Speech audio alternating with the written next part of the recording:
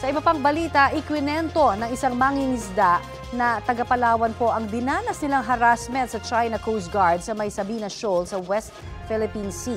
Ayon kay Arnel Lepalam, kasama po niya ang iba pang mangingisda nang harangin sila ng CCG noong pong October 12. Sa kuha niyang video, 2 speedboat ng CCG ang dumikit sa kanilang bangka at ilang beses daw silang binangga.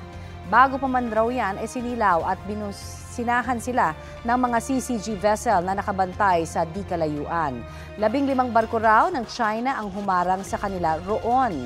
Dahil daw sa takot, umatras na lamang ang kanilang grupo. Apila ni Arnel, sana makapangisda sila ng malaya sa Sabina Shoal na nasa exclusive economic zone ng Pilipinas. Sinisika pa ng GMA Integrated News na kunin ang pahayag ng AFP Western Command na nagbabantay sa West Philippine Sea kaugnay ng insidente.